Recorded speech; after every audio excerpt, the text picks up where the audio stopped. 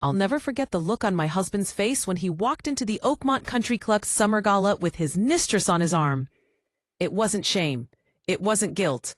It was pride. Pure, unadulterated pride, like he'd just won some kind of trophy. And I suppose, in his mind, he had. My name is Simone Bennett, and at 33 years old, I'd built what most people would call a dream life. I was a senior corporate attorney at one of the city's most prestigious law firms, pulling at a salary that would make most people's eyes water. My husband Derek and I had been married for 7 years, together for 10.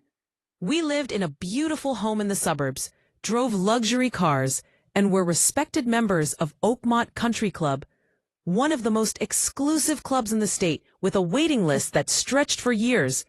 Being a black woman in these spaces, I'd always had to work twice as hard to earn half the respect. But I'd done it. I'd broken through every barrier, shattered every stereotype, and built a reputation as someone formidable, intelligent, and worthy of respect. Derek, a commercial real estate developer, had benefited enormously from my success. My connections, my credibility, my income, it had all helped build his business from a struggling startup to a moderately successful firm. But apparently, success wasn't enough for Derek. He wanted more. He wanted her. The summer gala was the social event of the season. I'd been on the planning committee for months, helping organize everything from the silent auction to the dinner menu. I'd even donated a significant amount to ensure the evening would be spectacular. This was my event, in my club, with my peers. I arrived alone that evening. Derek had texted saying he'd meet me there. He had a business meeting that was running late. I should have known then. I should have recognized the pattern. But I was too busy being successful, too busy being the strong black woman who had it all together, to notice my marriage was crumbling. I was standing near the bar, talking with Margaret Chen, one of the club's board members, when I saw them. Derek walked through the main entrance in his custom Tom Ford tuxedo, the one I'd bought him for our anniversary last year. But it wasn't his expensive suit that made every head turn. It was the woman beside him, Kiara Morrison. 26 years old, honey blonde hair cascading down her back, poured into a red dress that probably cost more than most people's monthly mortgage. She was the daughter of a tech mogul who'd recently joined the club, and she'd been making waves as a lifestyle influencer, or whatever the hell that meant. And she was wearing my diamond bracelet. I recognized it immediately, the Cartier love bracelet that Derek had given me for our 5th anniversary, the one he'd said was a symbol of our unbreakable bond. She wore it casually on her wrist, like it was just another accessory, while she clung to my husband's arm like a barnacle. "Simone?" Margaret's voice seemed far away. "Are you all right?" I couldn't answer. I was frozen, watching as Derek guided Kiara through the crowd. People stared, whispered. Some looked at me with pity, others with barely concealed schadenfreude. Nothing entertained the elite quite like a scandal, especially when it involved one of their own. Derek saw me. Our eyes met across the room. And do you know what he did? He smiled. Not apologetically, not guiltily. He smiled like he was daring me to make a scene. Then he leaned down and whispered something in Kiara's ear. She giggled, actually giggled, and looked directly at me with a smirk that said everything. I won. He chose me. You're yesterday's news. I wanted to scream. I wanted to throw my drink in his face. I wanted to storm across that ballroom and drag him out by his collar. But I was a black woman in a room full of wealthy white people who were already watching to see if I'd fulfill their stereotypes. So instead, I smiled back, lifted my champagne glass in a mock toast, and turned back to Margaret as if nothing had happened. "I'm fine," I said, my voice steady despite the earthquake happening inside me. Just surprised by the guest list. Margaret squeezed my hand. "Simone, I'm so sorry. If I'd known he was bringing her, I would have—" "It's fine," I interrupted. "Really?" But it wasn't fine. Nothing was fine. I watched throughout the evening as Derek paraded Kiara around like she was the first lady, and he was the president. He introduced her to our friends, as his partner. Not date, not friend, partner. Like I didn't exist. Like 7 years of marriage could be erased with a single word choice. They danced together during the live band set, a slow dance, with her head on his chest and his hand dangerously low on her back. I stood at my table, flanked by a few loyal friends who didn't quite know what to say, and watched my husband romance another woman in front of 200 people who knew we were married. Robert Hutchinson, Derek's business associate and supposed friend, actually congratulated him, clapped him on the back, and said something that made Derek laugh.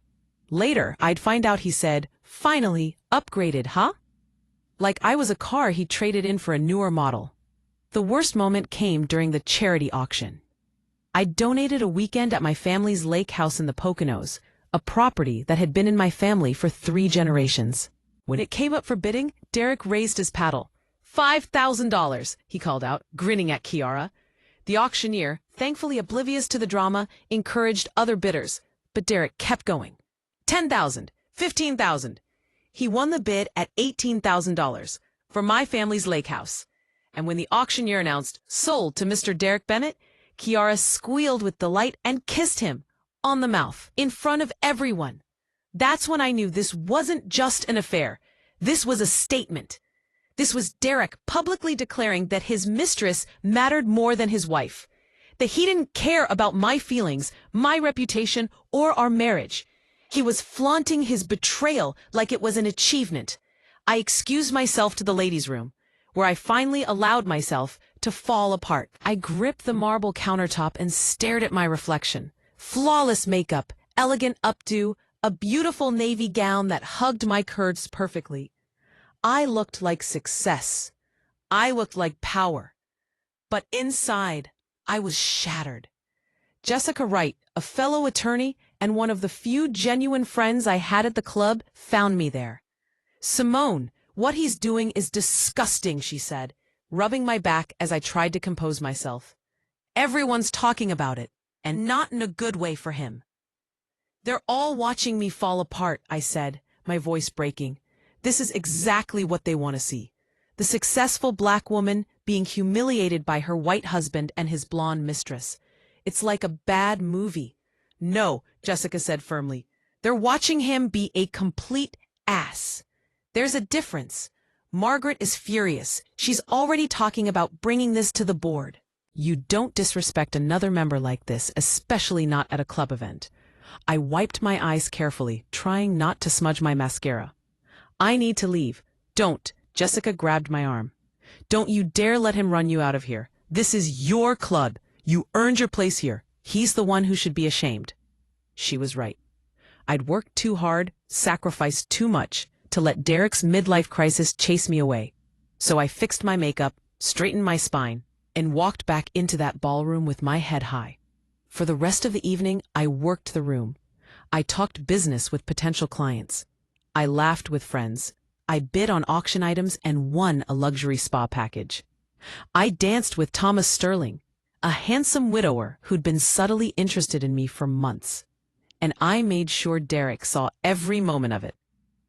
But when I finally got home that night, to the house I'd largely paid for, fell apart completely. I cried until my throat was raw and my eyes were swollen.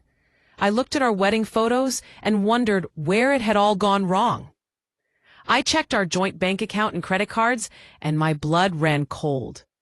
Thousands of dollars in charges, jewelry stores, designer boutiques, 5-star hotels, expensive restaurants, all in the past 6 months.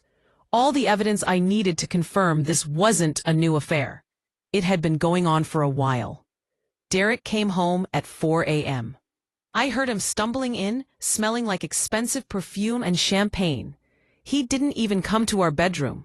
He crashed in the guest room, probably too drunk to care. I lay awake, staring at the ceiling, and something inside me shifted.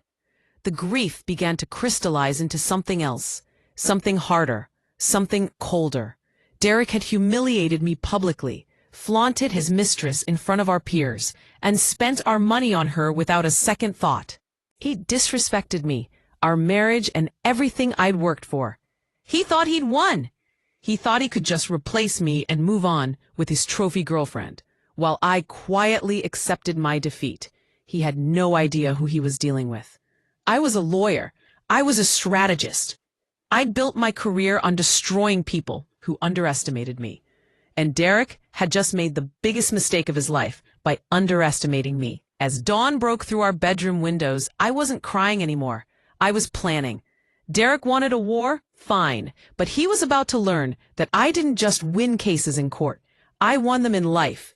And I was about to make sure his face didn't just drop. It would shatter along with everything he held dear. I didn't confront Derek the next morning. That's what he expected. Tears, screaming, drama. Instead, I got up at 6 a.m. like always, went for my run, showered, and left for work before he even woke up. I left a note on the kitchen counter. Stayed at Jessica's last night. Couldn't bear to see you. We need to talk this weekend. Let him think he'd broken me. Let him think I was running scared. Meanwhile, I was doing what I did best. Building a case. My first call was to my mentor, Patricia Goldstein, a senior partner at my firm, who'd been practicing family law for 30 years before switching to corporate. Over coffee in her corner office, I laid out everything. I need to know what I'm dealing with before I make any moves, I told her. Financial records, assets, everything. Patricia studied me over her reading glasses. Simone, you're one of the sharpest attorneys I know. But this is personal. You sure you can stay objective? I'm not objective, I admitted. I'm furious, but I'm also strategic, and I want to destroy him legally, financially, and socially. Can you help me or not? She smiled. I'll recommend the best forensic accountant in the state. And Simone, document everything. Every text, every email, every expense. Affairs are one thing, but if he's been misusing marital assets, that's another. The forensic accountant, a brilliant woman named Rachel Chen, started her investigation immediately. Within 3 days, she'd uncovered a financial nightmare that made the affair look like child's play. Your husband is in serious trouble, Rachel said, spreading documents across my dining room table. Derek was conveniently on a business trip, code for a romantic getaway with Kiara, according to his Instagram stories. He's been siphoning money from your joint accounts for months. But it gets worse, said. How much worse? He's been embezzling from his own company. See these transfers? He's been moving money from his business account, which includes investor funds, into a personal account, then spending it on, she consulted her notes, jewelry, trips, designer clothes, a lease on a luxury condo downtown. My blood ran cold. A condo? We own a house. The condo's in Kiara Morrison's name. He's been paying for it. $12,000 a month. I felt sick. That's fraud. That's felony fraud, Rachel corrected. If his investors find out, he's facing criminal charges. And Simone, you're on the board of his company. On paper, you could be liable. Panic gripped me. I've had nothing to do with the day-to-day operations. I'm just a board member in name. I know, and we can prove that. But he's put you at risk. Deliberately or not, your reputation could be damaged by association. This was worse than I'd imagined. Derek wasn't just having an affair. He was committing crimes and potentially dragging me down with him. There's more, Rachel said quietly. I did some digging into Kiara Morrison. And? She's done this before. Twice. She targets wealthy men, becomes their mistress, gets them to spend money on her, then moves on when someone richer comes along. There's a pattern. She's essentially a high-end con artist, but she's smart enough to stay just on the right side of legal. I stared at the documents. Does Derek know? I doubt it. Men like him think they're special, that they're different. He probably thinks she genuinely loves him. A bitter laugh escaped me. He's stealing from his own investors to fund a relationship with a woman who's playing him. Exactly. And when his money runs out, which it will, based on his current burn rate, she'll disappear. I sat back, my mind racing. This was bigger than I'd thought. Derek wasn't just a cheating husband. He was a criminal, a fool. And he'd put my career, my reputation, and my financial security at risk. But this also meant I had leverage, serious leverage. Over the next 2 weeks, I became a woman obsessed. I spent every spare moment gathering evidence, building my case. I hired a private investigator who documented Derek's movements, his meetings with Kiara, the condo visits, everything. I also started reaching out to people at Oakmont Country Club, carefully, subtly. Margaret Chen met me for lunch at a quiet restaurant outside our usual circle. The board is concerned, she admitted. Derek's behavior at the gala was inappropriate. We've had complaints from members. What kind of complaints? Several women reported that Kiara made them uncomfortable. Apparently, she was bragging about Derek leaving his wife for her.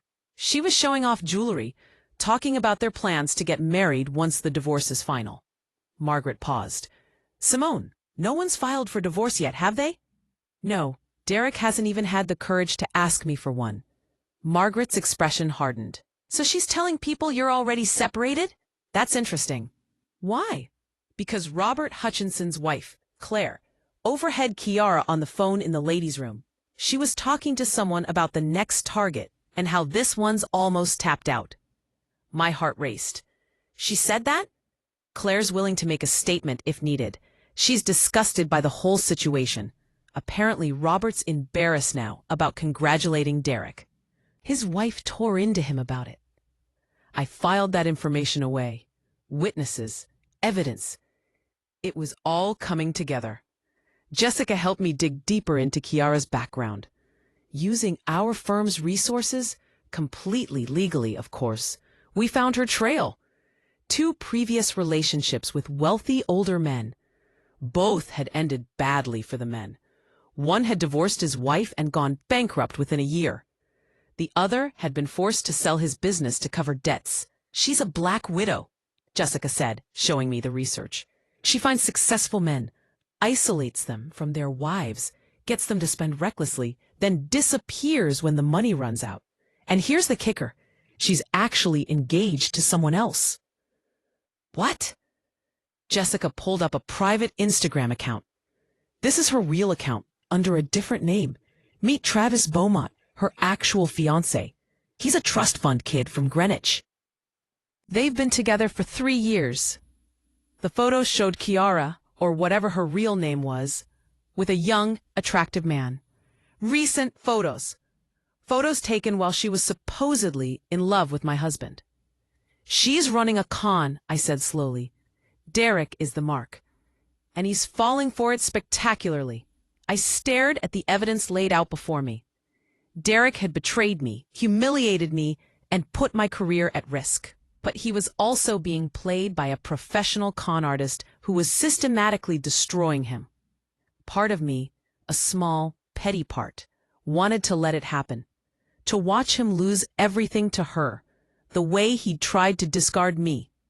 But the smarter part, the lawyer part, knew I needed to protect myself first. And the best way to do that was to control the narrative.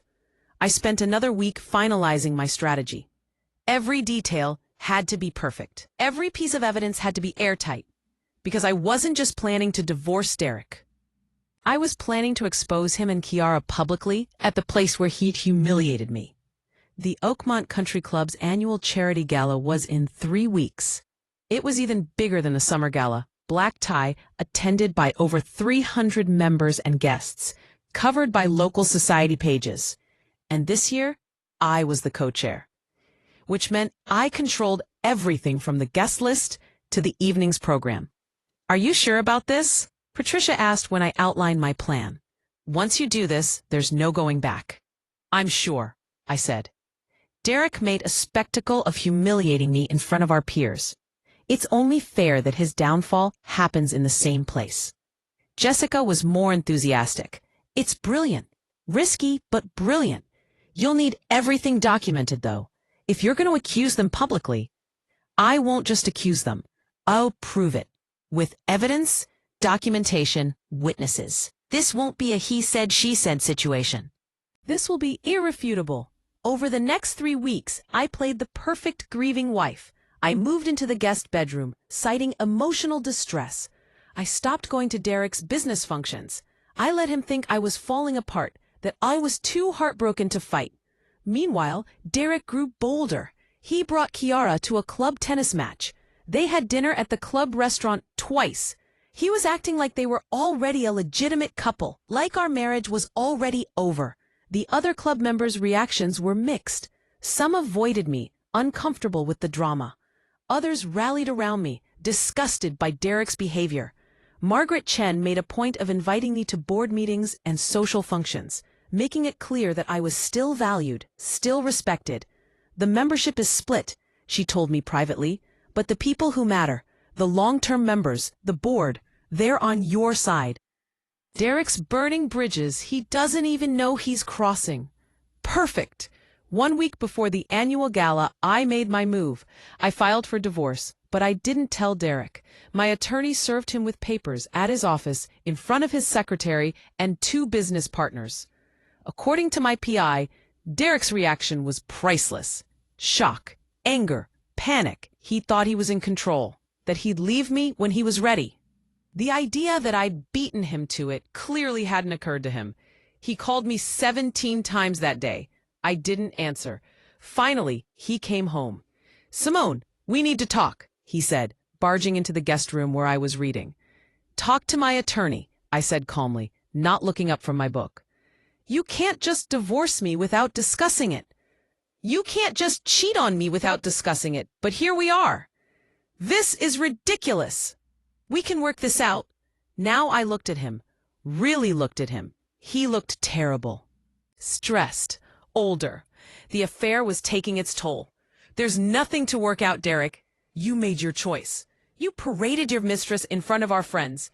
You spent our money on her. You humiliated me publicly. And now you're facing the consequences. I never meant to hurt you." "Yes, you did. You absolutely did. You just didn't think I'd fight back." I stood up, facing him. "But you're about to learn something about me, Derek. I don't lose. Not in court. Not in life. And definitely not to you." "What's that supposed to mean?" I smiled. "You'll find out soon enough. Now, get out. This is my room." He left, confused and angry. Good. Let him wonder. Let him worry.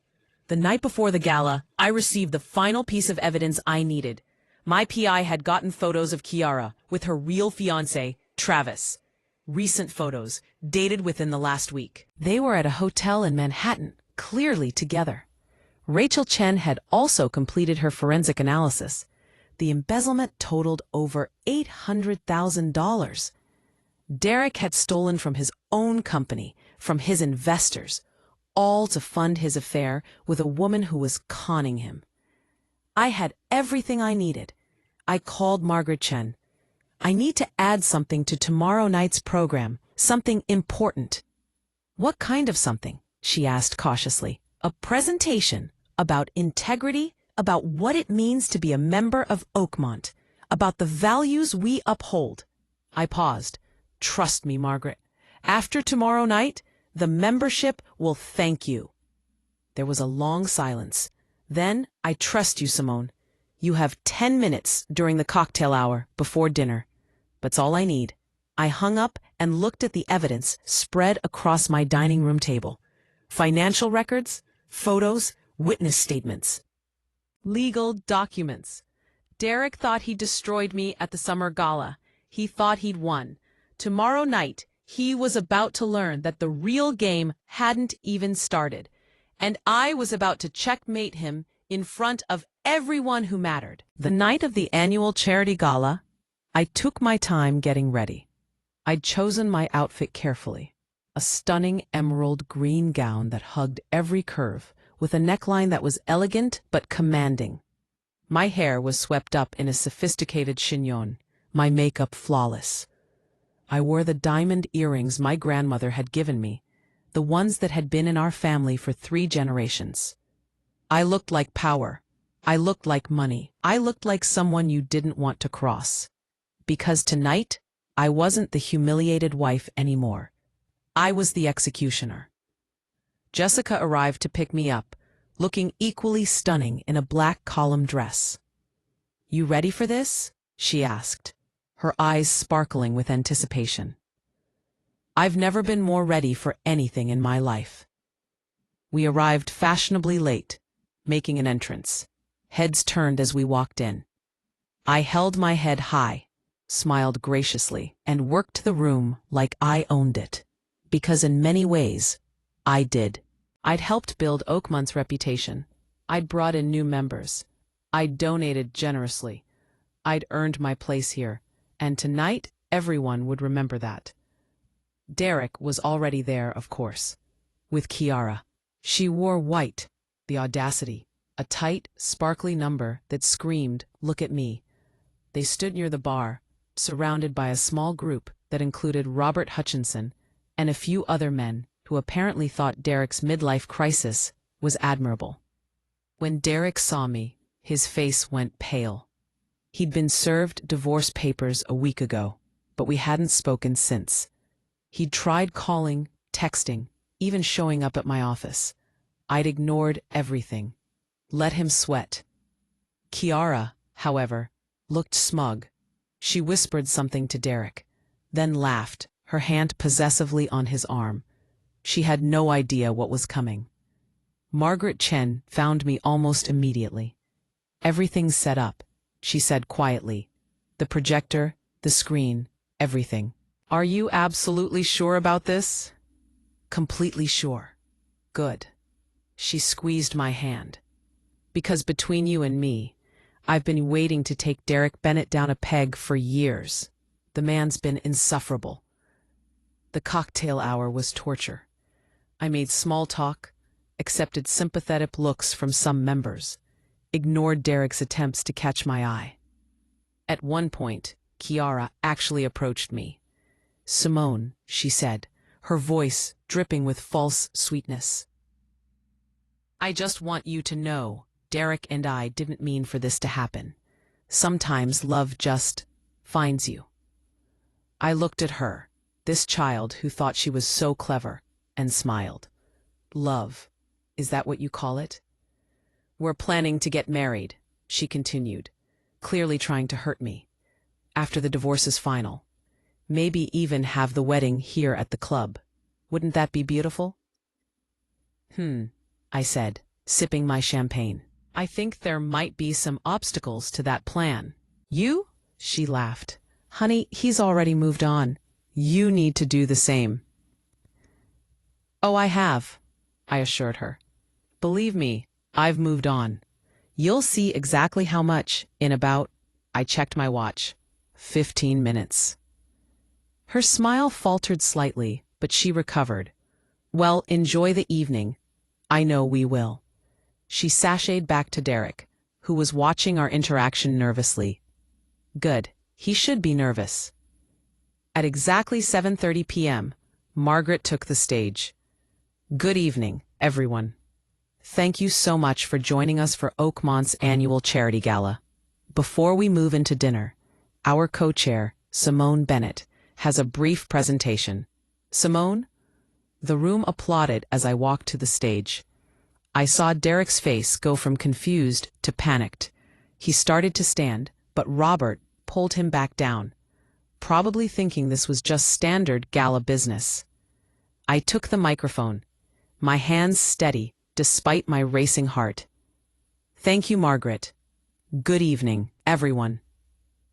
I promise this won't take long, but there's something important that needs to be addressed."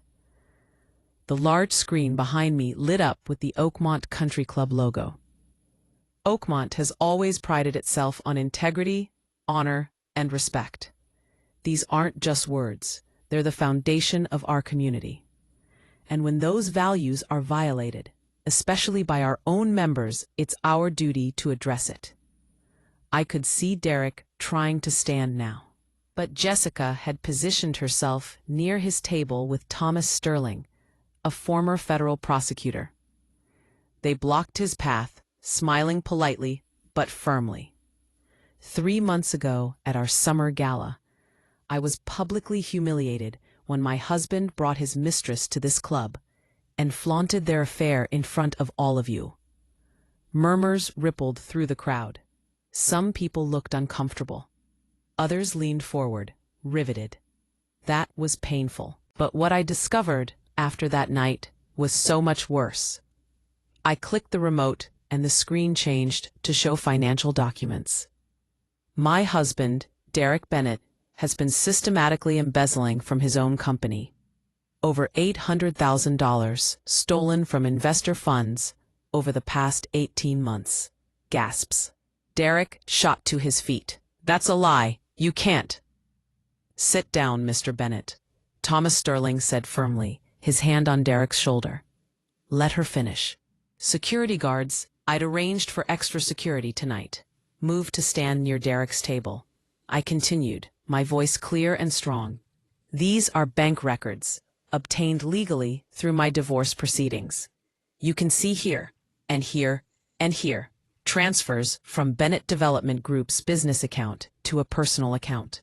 Then withdrawals for luxury purchases, travel, and rent for a condo at 500 Lakeshore Drive. The screen showed receipt after receipt. The jewelry, the trips to Paris, Bali, Miami. The $12,000 monthly rent for Kiara's condo. But here's where it gets interesting, I said, clicking to the next slide. The woman he's been spending this stolen money on isn't who she claims to be. Kiara's face appeared on the screen, but not the glamorous club photos. These were mug shots, court documents, news articles. Meet Kiara Morrison, real name Katie Moreno. This is her third time targeting a wealthy married man. Her pattern is simple. Seduce them, isolate them from their wives, get them to spend recklessly, then move on when the money runs out. I clicked through the evidence. Here's husband number 1, Richard Sutherland, a real estate mogul from Boston. After his affair with Katie, he lost his business and filed for bankruptcy. Here's victim number 2, James Park, a tech entrepreneur from San Francisco. Same pattern, same result. The room was dead silent except for my voice and the click of the remote. And here's the best part. I pulled up the photos my PI had taken, while Katie, sorry Kiara, has been playing the devoted girlfriend to my husband. She's actually been engaged to someone else the entire time. Meet Travis Beaumont. These photos were taken last week in Manhattan. One particularly damning photo showed them in what was clearly a hotel room, with Kiara's engagement ring prominently displayed. Kiara screamed, "Those are fake." She doctored those photos. "They're not fake," I said calmly. "And I have the metadata to prove it, along with witness statements, credit card receipts, and hotel records. Would you like me to continue?" She looked at Derek desperately. "Baby, don't believe her. She's just jealous. She's making this all up." But Derek was staring at the screen, his face ashen. He was seeing it all. The evidence of his own crimes, the proof that Kiara had been using him, the documentation of his complete and utter stupidity. "Derek," I said, addressing him directly for the first time, "you humiliated me in front of these people. You threw away our marriage for a con artist. You stole from your own investors to fund an affair with a woman who was playing you from day one.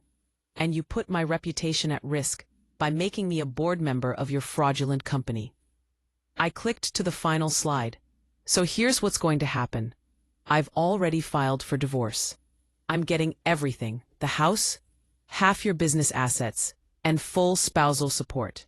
I've also sent all of this evidence to the FBI, the SEC, and your investors. I expect they'll be contacting you shortly about the embezzlement charges." Derek tried to speak, but no sound came out. "As for you, Katie," I turned to Kiara, who was crying now, her mascara running. "I've sent all of this information to Travis Beaumont as well. I'm sure he'll be interested to know what his fiancée has been up to. I've also contacted the district attorney about fraud charges." "You can't do this," Kiara shrieked. "You're ruining everything." "No," I said coldly. "I'm exposing everything. There's a difference." Margaret took the microphone back. The Oakmont board has reviewed this evidence. Effective immediately, Derek Bennett's membership is revoked. Kiara Morrison is banned from club property. Security will escort you both out. The room erupted. Some people applauded. Others gasped. Everyone talked at once. Derek finally found his voice. "Simone, please, we can talk about this. I can explain." "Explain what?" I stepped down from the stage, walking toward him. "Explain how you stole from your investors. Explain how you fell for the oldest con in the book. Explain how you destroyed our marriage for a woman who was using you." "You made a mistake. You made a choice," I corrected. "Multiple choices. And now you get to live with the consequences." Security moved in, taking Derek by each arm. Kiara was screaming, calling me every name in the book, as another guard escorted her out. As they were dragged through the ballroom, past hundreds of witnesses, Derek turned back one last time. "I'm sorry," he said, and for the first time, he actually looked it. "Simone, I'm so sorry." I stared at the man I'd once loved, the man I'd built a life with, and felt absolutely nothing. "I know you are," I said. "You're sorry you got caught. You're sorry you lost. But you're not sorry for what you did. And that's why you'll never recover from this." They were gone moments later, leaving a stunned, buzzing crowd behind. Margaret raised her glass. "To integrity," she said loudly. "To integrity," the room echoed. And suddenly I was surrounded by people, congratulating me, supporting me, asking how I'd pulled it off. Jessica handed me a fresh glass of champagne. "You just became a legend," she whispered. "I just became free," I corrected. The aftermath was beautiful chaos. By the next morning, Derek's investors had filed a lawsuit. By that afternoon, the FBI had contacted him about the embezzlement. By the end of the week, his business had collapsed, his assets were frozen, and he was facing multiple felony charges. Kiara, Katie, had disappeared. Travis Beaumont had broken off their engagement publicly on social media, and she'd fled the state. Last I heard, she was in Miami, probably looking for her next victim. The country club rallied around me. I received dozens of calls, emails, and flowers from members expressing their support. The board even offered me a seat on the executive committee. "You did what needed to be done," Margaret said over lunch a week later. "Derek Bennett thought he could waltz in here with his mistress and face no consequences. You showed him and everyone else that actions have consequences." My divorce was finalized within 3 months. Because of the embezzlement and his fraud, the judge awarded me the house, 70% of all marital assets, and substantial spousal support until Derek got out of prison. Yes, prison. He was sentenced to 5 years for embezzlement and fraud. His lawyers tried to make deals, but with all the evidence I'd provided, there was no wiggle room. I sold our house and bought a stunning penthouse overlooking the lake. I made partner at my firm 6 months later. I threw myself into work, into friendships, into rebuilding a life that was mine alone.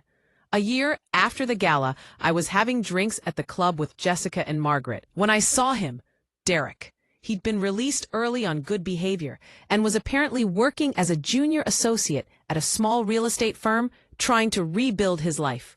He was there with his boss, trying to schmooze potential clients. He looked broken, older, defeated. Our eyes met across the room. He looked like he wanted to approach, to say something. But then he saw the people I was with, saw the respect and affection in their faces, saw that I'd not only survived but thrived. He turned away and left without ever speaking to me. "Good riddance," Jessica muttered. But I felt something unexpected. Not satisfaction exactly. More like closure. Derek had tried to destroy me. He'd humiliated me, betrayed me, put my entire life at risk. But in doing so, he'd actually set me free. Free from a marriage that was holding me back. Free from a man who didn't deserve me. Free to become the woman I was always meant to be. 2 years after the gala, I met someone. Marcus was a federal judge, sophisticated, intelligent, and most importantly, faithful. He'd heard about what happened at Oakmont. Everyone had. And said it was one of the most brilliant legal takedowns he'd ever seen. You could have just divorced him quietly, Marcus said over dinner one night. Why the public exposure? I thought about that night, about standing on that stage, reclaiming my power in the same place I'd lost it. Because he didn't just betray me privately, I said. He humiliated me publicly. He wanted everyone to see me lose. So I made sure everyone saw him lose instead. Completely. Irrevocably. Remind me never to cross you, Marcus joked. Too late, I said, smiling. You already proposed. You're stuck with me now. We got married at Oakmont, naturally. A beautiful ceremony with 200 guests, covered by the society pages. I wore a stunning white gown and carried flowers from my grandmother's garden. And somewhere, I knew Derek was reading about it. Lemming at the woman he discarded had not only survived, but had built something beautiful from the ashes of his betrayal. Margaret gave the toast at our reception. To Simone, she said, raising her glass, who taught us all that the best revenge isn't just success, it's happiness, and that sometimes the trash takes itself out. Everyone laughed and drank, and I looked around at my new husband, my true friends, my hard-earned success, and felt genuinely happy for the first time in years. Derek had thought he could replace me, discard me, destroy me. Instead, he'd freed me to become something better. And that, more than any revenge, was the sweetest victory of all. Epilogue. 5 years later. I was featured in a magazine article about successful women in law. The interviewer asked about the incident at Oakmont. It had become legendary in certain circles. Do you regret how you handled it? She asked. I thought about Derek. Last I heard, working in a small real estate office in a different state. Still trying to rebuild. I thought about Kiara, who'd apparently been arrested in Florida for another con. I thought about that night, standing on that stage, taking back my power. Not for a second, I said. I used to think revenge was beneath me, that the high road was always about grace and forgiveness. But I learned something important. Sometimes the high road means standing up for yourself, exposing the truth, making sure that people who hurt you face consequences. So you don't believe in forgiveness? I believe in justice, I corrected. Forgiveness is for people who are genuinely sorry and work to make amends. Derek was only sorry he got caught. There's a difference. The article ran with the headline, "The Attorney Who Turned Public Humiliation into Power." I framed it and hung it in my office. Not as a reminder of Derek or what he'd done, but as a reminder to myself.